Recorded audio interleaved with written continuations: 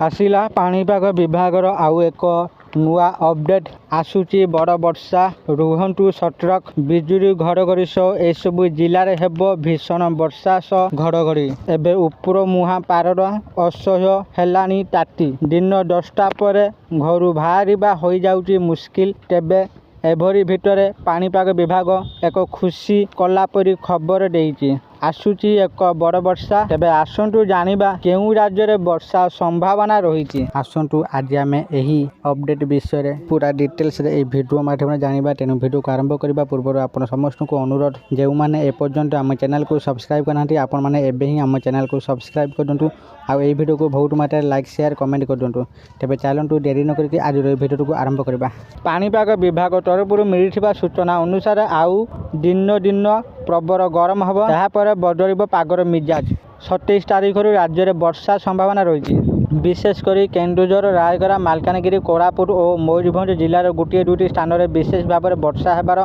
संभावना रही तेबे आगामी 3 दिन मध्य राज्यर अल्परू मध्यम धरणर वर्षा नहीं सतर्कता जारी करा जायछि। सेहीपरि 28 तारिख में मध्य राज्य में वर्षा जारी रहिबो उत्तर और उपकूल जिलार अनेक वर्षा हेबो सही जिला गुड़िक है कटक खोर्धा भद्रक केन्द्रापड़ा बालेश्वर मयूरभंज और जगतसिंहपुर में वर्षा हेबा सह 40 ରୁ 50 किलोमीटर बेगर पवन बहिबो सेहीपरि 29 तारिख में गजपति गंजाम मयूरभंज केन्दुझर और बालेश्वर जिला को येलो अलर्ट जारी होईची एही सब जिले में वज्रपात सह वर्षा हेबो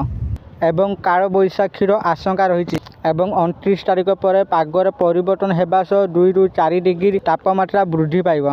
गतकाली राज्यर सर्वाधिक दिन तापमात्रा 36.6 बेले पारलाखेमुंडी रेकर्ड होईची एहा सह पारलाखेमुंडी सर्वाधिक वर्षा 16 मिमी मध्य रेकर्ड होईची आज मंगलवार कोरापुट और मालकानगिरी जिलार स्थाने स्थाने वर्षा नहीं पाणीपाग विभाग आकलन करछि आशा करछि आपण मानकु आज रही नुआ अपडेट निश्चित भाव में भल लगी आपण मैंने वीडियो देखी सब किसी बुझी जाइए मु आपण मानकु अनुरोध करछि आपण टिके सतर्क ही रुहतु जदि वीडियोटी भल लगी थाए दयाकोरी वीडियो को बहुत मात्रा लाइक शेयर और कमेंट कर दिंतु आ जो मैंने एपर्यंत आम चैनल को सब्सक्राइब करना आपण मानकु अनुरोध आपण मैंने एबे ही आम चैनल को सब्सक्राइब कर दिंतु आज टिके पुणी देखा आउ एक नुआ वीडियो से पर्यंत मु दीपू आपण मान विदाय नौची रहुची धन्यवाद।